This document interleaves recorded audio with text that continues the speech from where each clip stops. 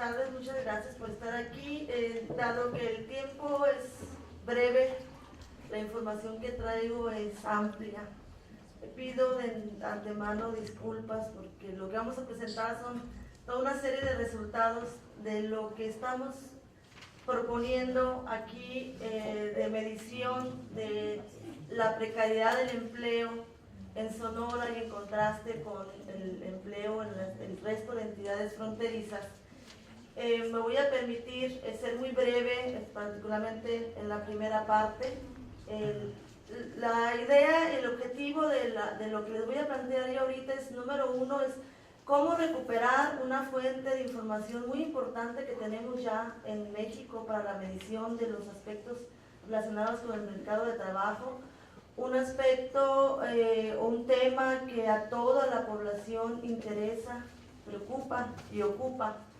Y sin embargo tenemos, como vamos a ver más adelante, algunos problemas de comunicación social con respecto a la utilización de los principales indicadores de esta encuesta. La encuesta nacional de ocupación y empleo vino a llenar un gran vacío que había en el país, en el sentido de que cuando queríamos analizar el empleo a nivel estatal, teníamos que esperarnos a los censos de cada 10 años. Es decir, antes de la década del 2000, el empleo a nivel estatal se podía medir a nivel de la población general cada 10 años apenas con la realización de los censos. Había una encuesta anterior que empezó en el 92, precursora de esta encuesta nacional de ocupación y empleo del INEGI, que era la encuesta nacional de empleo urbano, que estaba referida a las principales localidades del país y con los cuales se monitoreaba efectivamente el desempeño del mercado laboral. Sin embargo, por ejemplo, para el caso de Sonora solo incluía Hermosillo, de tal manera que no sabíamos qué pasaba en el resto de la entidad. Para el resto de las entidades era algo similar. De esta manera, la práctica desaparición de la Encuesta Nacional de Empleo Urbano a partir del 2005 y el inicio de la Encuesta Nacional de Ocupación y Empleo vino a llenar ese hueco que les comento. Por supuesto,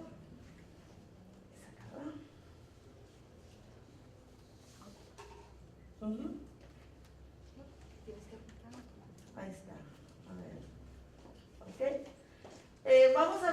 Vamos a ser muy breves en la primera parte. En términos de la problemática de empleo, generalmente hay dos grandes vertientes a través de los cuales podemos aproximarnos, y dentro de esas vertientes, por supuesto, hay muchos aspectos importantes.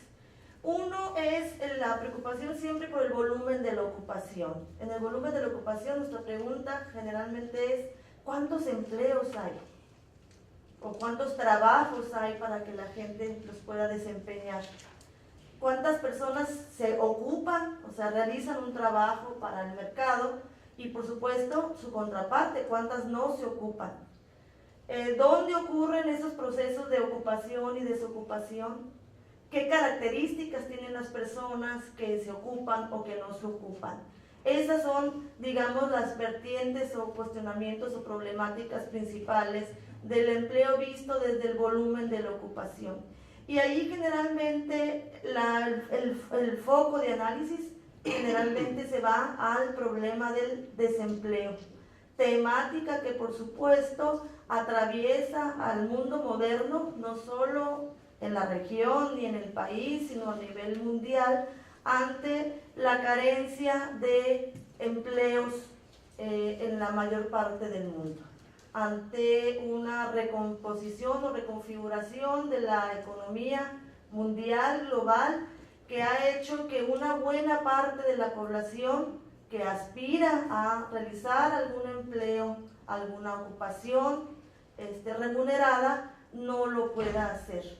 Estamos hablando de que en los países desarrollados, Estados Unidos, los europeos, se habla de altos niveles de desempleo que preocupan y que son un indicador principal de la inoperancia de la economía para dar el sustento a la mayor parte de la población, a una buena parte de la población.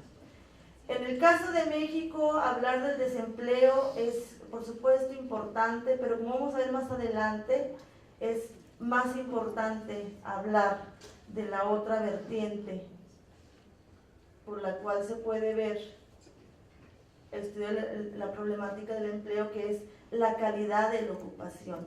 No solo fijarnos en el volumen, sino en qué características tienen el volumen de trabajo, sino qué características tienen los trabajos. ¿Cómo son, en esta vertiente la pregunta son cómo son los empleos que existen? Es decir, dejando a un lado los empleos inexistentes, ¿cómo son los realmente existentes? En una noción que todo el mundo tiene de construcción de lo que son, de que hay buenos y malos empleos, en términos de que hay empleos que son deseables y no deseables, ciertas características de los trabajos que los hacen deseables o no deseables. Y aquí la preocupación es, bueno, ¿dónde están los buenos y los malos empleos y quiénes los ocupan? Esta vertiente de fijarse en las características de los empleos existentes ha dado pie a que en los países latinoamericanos, particularmente desde hace algunas décadas, y por supuesto ante las crisis recurrentes de la región, se aborde la temática en términos de lo que existe en Latinoamérica en forma mucho más amplia a lo que existe, como lo existe en los países desarrollados, que es el tema de la informalidad. En el caso de México o de Latinoamérica, lo que se ve en términos de calidad del empleo, se analiza mucho todas aquellas ocupaciones realizadas por cuenta propia que son considerados malos empleos en términos de que solo son empleos de subsistencia. Sin embargo, hay otra vertiente, creo yo, más interesante, que es la que yo estoy proponiendo analizar en esta ocasión, que es más que la noción de informalidad, que tiene teóricamente y empíricamente una gran cantidad de problemáticas descubiertas a lo largo de los años, porque su significado no es muy claro. El significado, a pesar de que pareciera ser muy claro, no lo es, tiene diferentes connotaciones. Y yo me voy a remitir mejor como alternativa a lo que es la noción de precariedad. La noción de precariedad permite concebir además a todos los ocupados, y no únicamente a los que trabajan por cuenta propia, sino analizar las condiciones de trabajo de toda la población ocupada. La noción de precariedad es útil en el sentido de que la noción de precariedad va a tocar los dos aspectos fundamentales por los cuales, desde el punto de vista de la sociedad, es importante el empleo o la ocupación. Una, a los derechos económicos de las personas, y dos, al ejercicio de los derechos sociales a través del trabajo. En el caso de los derechos económicos, estaríamos hablando que la preocupación sobre la calidad del empleo se refiere a la suficiencia de ingresos monetarios que se reciben por la realización de un trabajo para desarrollar una vida digna, no solo de quienes trabajan, sino también de sus dependientes, porque en toda sociedad hay un sector de la población que tiene que ser, digamos, que es sostenida a través del trabajo de otro sector de la población. Entonces, los derechos económicos del trabajo implican que el ingreso que se percibe del trabajo debe ser suficiente para tener una vida digna, insisto, de quien trabaja y de sus dependientes. Pero también el concepto de precariedad alude a la necesidad de evaluar los derechos sociales de las personas que trabajan, en tanto personas con otras necesidades además de las económicas. Los derechos sociales aluden a la necesidad de que el trabajo debe proporcionar seguridad a quienes trabajan, debe de proporcionar al mismo tiempo la capacidad del ejercicio del derecho al ocio, a la expresión de los afectos, a los cuidados personales de los de los hijos o de los pequeños, así como de los adultos mayores y de los enfermos, y también debe proporcionar y estar, ser compatible con el derecho a la educación, entre otros. Aludiendo a estas dimensiones es que, bueno, vamos a hablar intuitivamente a través de esta perspectiva, que los empleos buenos o deseables serían aquellos que proporcionan el ejercicio de los derechos económicos y sociales de quienes los desempeñan. Y por lo tanto, su contraparte, el empleo no deseable o un empleo precario o un empleo malo, aquel que no garantiza el ejercicio de estos derechos. Esto se oye muy fácil y la pregunta, ¿cómo operativizar estos conceptos? ¿Cómo medir qué tantos empleos buenos y qué tantos empleos malos hay? Entonces, ahí para hacer ese proceso de medición hay varias preguntas. Número uno, ¿qué es un ingreso suficiente para una vida digna? Ahí hay una gran discusión cuya complejidad comprenderán hace pensar que la idea intuitiva del derecho es muy buena, pero cómo se operativiza es bastante complicado. Dos, ¿qué dimensiones de seguridad se pueden considerar o se deben considerar? Tres, ¿cómo entender el derecho al ocio, afectos, cuidados, educación, etcétera? Que estarían contemplados dentro de los derechos. Y lo que vamos a hacer es presentarles una propuesta a través de la información disponible que operativiza estas ideas. En primer lugar, el tema de los ingresos.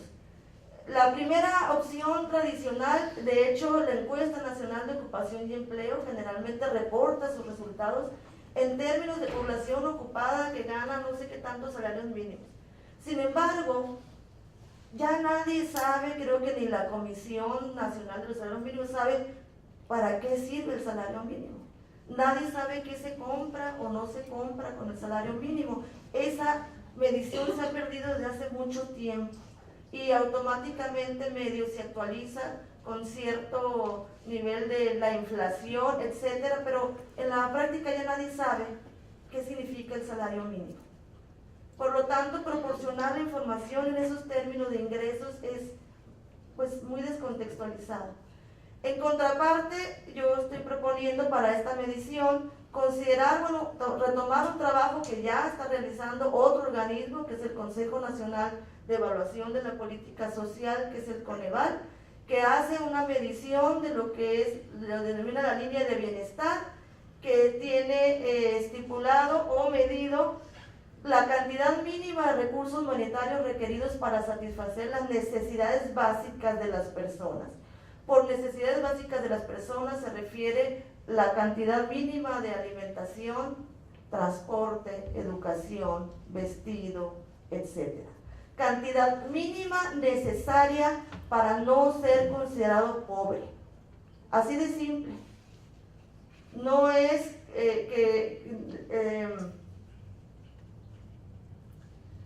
de esta manera nosotros vamos a tomar en nuestra medición, vamos a separar un ingreso malo como aquel que está por debajo de esa línea de bienestar y como bueno aquel que está por arriba del ingreso, de la línea de bienestar. Pero además, como la línea de bienestar está calculada en términos de una persona, es cantidad que necesita una persona, pues realmente el ingreso deberá multiplicarse por lo que llamamos la razón de dependencia. Es decir, el promedio de personas a los que cada ocupado debe o está sosteniendo o manteniendo a través de su trabajo. Para darles con esta simple definición de los ingresos bajos o ingresos insuficientes o suficientes, vamos a ver los primeros resultados que proporciona. Estamos tomando la Encuesta Nacional de Ocupación y Empleo, acaba de cumplir 7 años, empezó en el 2005. Los últimos resultados, las últimas bases de datos que están disponibles son para el último trimestre del 2011. están por publicarse hasta, creo que en el calendario es mayo, para publicar la del primer trimestre del 2012, entonces es imposible tomarlo. Entonces nuestros datos estarán referidos al cuarto trimestre de cada uno de los años, y hemos seleccionado, además, para no hacer más complicado aquí la presentación, que ya va a ser complicada, hemos tomado años 2005, 2007, 2009, 2011.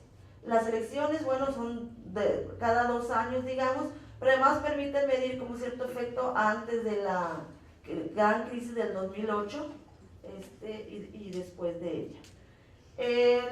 Rápido, la encuesta reconoce a los ocupados en 4 categorías: trabajadores subordinados o asalariados, vamos a llamarlo así, empleadores o patrones, trabajadores por su cuenta y trabajadores familiares sin pago. Primero, resultados con respecto a los ingresos. Bueno, en el año 2005, estos son los asalariados, estos son los empleadores, estos son los trabajadores por cuenta propia, este es el total de ocupados. No estamos poniendo a los trabajadores familiares sin pago porque por default el 100% tiene ingresos insuficientes porque tiene 0 ingresos por su trabajo. Entonces, asalariados, Sonora y otras entidades, y este es el caso de los hombres. Lo que estamos obteniendo es que la proporción de ocupados asalariados en Sonora del 2005 al 2007 que por su trabajo obtienen un ingreso menor al suficiente es el 56% en el 2005. En otras entidades agrupa a Baja California, Chihuahua, Nuevo León, Coahuila, Tamaulipas, todas las otras regiones fronterizas. 47% empleadores, aún los patrones empleadores, el 23% en el 2005 tenía un ingreso insuficiente, o sea, aunque contrataba gente, su ingreso era pues precario, el 23%, trabajadores por cuenta propia, 57%. Muy rápido, ¿qué es lo que observamos? En una vista muy rápida, en la mayoría de las categorías y cada uno de los años, la proporción de ocupados con ingresos insuficientes en Sonora era menor, la proporción era mayor que en el caso de sus equivalentes en otras entidades. Aquí tenemos el promedio de los años para no complicarnos. Los asalariados, el 53% de los sonorenses en el periodo tenía ingresos insuficientes, el 47% en promedio en las otras entidades. En los empleadores esto, en los cuenta propia, si ustedes observan, la cantidad de ingresos insuficientes, la proporción de ocupados con ingresos insuficientes es muy similar entre los asalariados que entre los cuenta propia. Este es el caso de las mujeres. En el caso de las mujeres observamos que en las 2 regiones la proporción de ocupados que reciben ingresos insuficientes es todavía más alta, son 2 de cada 3 en el promedio del periodo, 2 de cada 3 mujeres en el caso de los asalariados, y en el caso de las cuentapropias este es mucho mayor. ¿Sí? Solo un menos del 20% de las ocupadas como por cuenta propia obtienen un ingreso suficiente para no ser considerada pobre, de acuerdo a la medición del CONEVA. Punto 2, la seguridad. Vamos a irnos muy rápido. Acceso, vamos a poner primero acceso a servicios médicos de la Seguridad Social. En el caso de la población masculina, 1 de cada 3 asalariados sonorenses en el periodo no tenía acceso a los servicios de salud, el 28% en el caso de las otras entidades. Los empleadores y los por cuenta propia, como observarán, casi por definición no tienen acceso a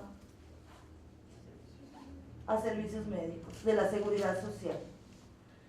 Bueno, en el caso de los asalariados vamos a tomar, aparte de la seguridad social, no solo los servicios médicos, sino acceso a prestaciones de seguridad social como el resto de prestación de la seguridad social, particularmente el retiro, y una prestación muy básica que son las vacaciones pagadas. Hay muchos asalariados que se dicen que tienen vacaciones, que les puede decir que tienen vacaciones pero sin sueldo, entonces no son tales, ¿verdad?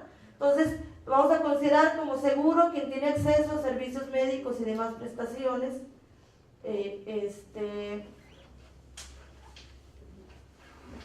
Y en los asalariados vamos a considerar otro aspecto muy importante de la seguridad, que es la garantía de las condiciones de trabajo, es decir, el tipo de contratación que tienen. Rápido. Vamos a considerar entonces seguro el que tiene una contratación definitiva, no seguro el que tiene una contratación temporal o sin contrato. No cuenta con seguridad social y prestaciones. ¿Qué es el derecho al ocio, a los cuidados, a la educación, etcétera? La aproximación que vamos a hacer nosotros está basada en lo que se conoce ya sobre lo que son los usos del tiempo y que marca cómo los espacios,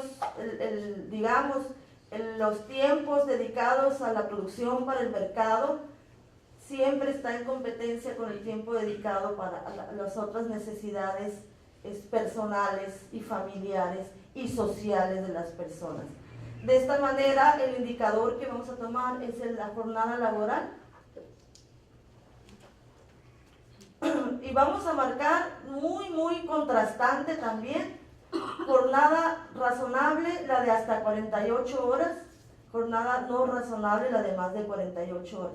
48 horas implica 6 días, 8 horas diarias a la semana dedicadas al trabajo, que si ustedes le agregaran el tiempo de los desplazamientos, que hace rato comentamos, estaríamos hablando de 9, 10 horas diarias dedicadas al trabajo para la producción en el mercado.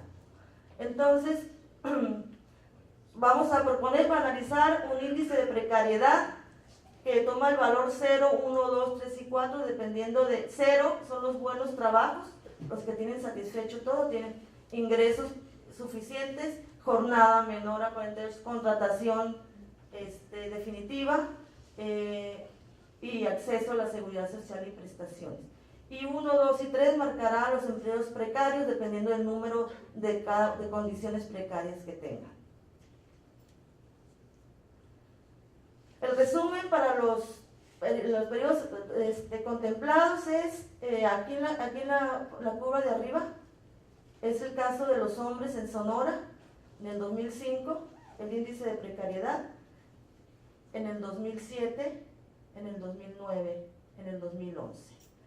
En el 2011, como es decir, en diciembre, este índice pues, estaba cerca, el promedio es cerca de 2 dimensiones no garantizadas a través de la ocupación de los asalariados. La gráfica, la roja, son las mujeres en Sonora, la verde son los hombres en otras entidades, estas son las mujeres en otras entidades. Muy rápido. En todas partes se observa un crecimiento de la precariedad entre el 2005, después de bajar al 2007, volvió a subir hasta al 2011, en forma sostenida. 2, en cada una de las regiones, el índice de precariedad de los hombres es mayor que el de las mujeres. Al rato, ojalá en las preguntas podamos comentar sobre esto. 3, tanto para hombres como para mujeres, los índices de precariedad en Sonora son más altos que en las otras entidades de la frontera norte.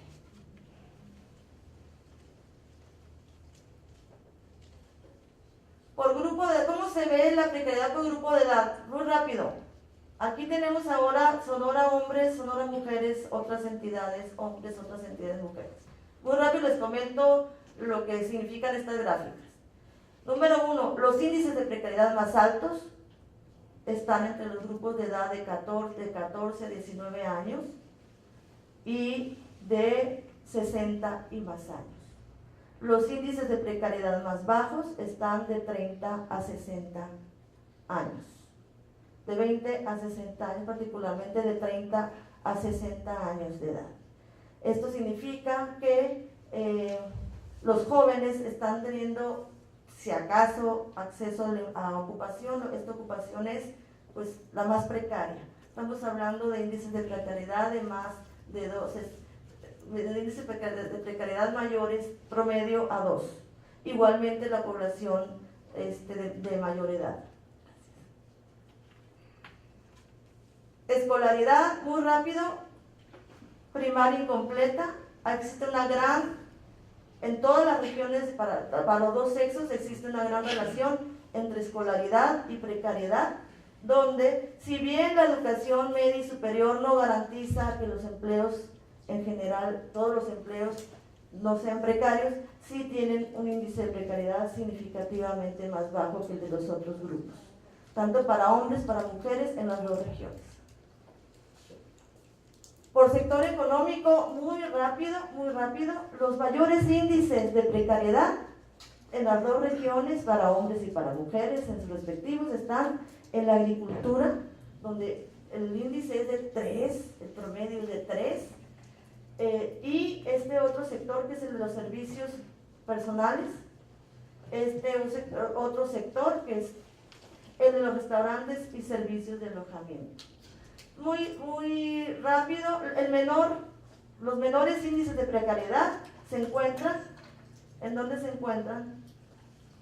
En los servicios sociales, pues, educación y salud, en los servicios profesionales, financieros y corporativos, y en el gobierno, el empleo público en general. ¿Sí? Muy rápido, ¿por qué es importante Bueno, estamos viendo que hace rato se comentaba en otra mesa que la agricultura se lleva no sé qué tanto porcentaje del agua que tenemos, como el 90% del agua. Y bueno, la mayoría de los empleos que genera son totalmente precarios. Otro sector al que se le trata de apostar mucho es al restaurantero y de servicios, lo que tiene que ver con el turismo, que es otro sector que también proporciona empleo muy precario.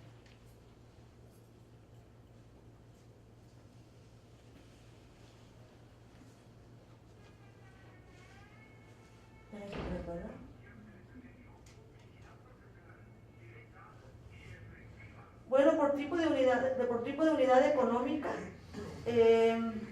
los empleos menos precarios están en las instituciones públicas, los empleos más precarios están en lo que se denomina el sector informal y el trabajo doméstico remunerado. Las empresas, ese es el sector más moderno. Las empresas constituidas en sociedades corporativas es el conjunto de la economía más moderna. Ese conjunto de la economía más moderno proporciona índices de precariedad más altos que lo que es el empleo público, ¿no? Aunque dentro del sector privado es el que proporciona, que tiene menor proporción de, digamos, es el que tiene índices de precariedad en el empleo más bajo. Por tipo de ocupación, pues las menos precarias y las más precarias, ¿no? Las más precarias son los trabajadores agropecuarios, ya lo habíamos, creo que se constata con lo del sector económico, etc. Bueno, en resumen, muy breve, porque ya me están chicoteando. En estas tendencias rápidas que estamos comentando, por supuesto, los datos tendrían que verse más a detalle. Número uno, no estamos diciendo que del 2005 al 2007, al 2011 no se hayan creado empleos empleos buenos. De hecho, en un ejercicio básico de contar el número, ya no por el índice, sino clasificando los empleos ya en precarios y no precarios, tenemos que en Sonora en total, en el periodo entre 2005 y 2011, se habrían creado 70.627 empleos buenos. El problema es que se crearon 105.000 malos. 45.000 aumentaron que han estado buscando trabajo y no lo encuentran. Y 72.000 que han dejado de buscar trabajo y por lo tanto aparecen como no activos, pero están dispuestos a trabajar si hay trabajo. Por lo tanto, esta cifra, que es la que da origen generalmente al comunicado del INEGI sobre el comportamiento, que es la población desocupada abierta y que da lugar a lo que es la tasa de desempleo abierta, que es la única que se reporta, no es que no sea un problema importante, el problema es que no es el más importante. El más importante que tiene que ver con los malos empleos que se pueden estar desarrollando en la economía. Conclusiones rápidas, pues esto muestra el potencial aprovechamiento del ENOE para hacer estudios de carácter regional, estatal. Una sugerencia, como siempre, en muchas instancias lo están haciendo cada vez más, el INEGI debiera de cambiar su estrategia de comunicación social, porque desafortunadamente su estrategia de comunicación social, desde mi punto de vista, no contribuye a legitimar el gran trabajo que el INEGI está haciendo, porque las cifras que proporciona no reflejan la realidad de lo que están viviendo las personas en ese aspecto que estamos comentando. Si la INEGI se dedica a reportar que hay tasas de desempleo más bajas que en Europa y que en Estados Unidos, seguido he visto esas notas en el periódico, eso creo que no contribuye a que entendamos qué es lo que está pasando y por lo tanto que podamos superarlo. Y por último, bueno, hacer este análisis del sectorial por edad, por sexo, por región, etcétera, es importante para ubicar dónde están los buenos, dónde están los malos empleos y tratar de impactar las políticas públicas de promoción económica y de protección laboral. Porque si bien la economía debe de servir justamente para que se genere riqueza, en primer lugar esa riqueza debe tener un correlato hacia quienes la están generando. Muchas gracias.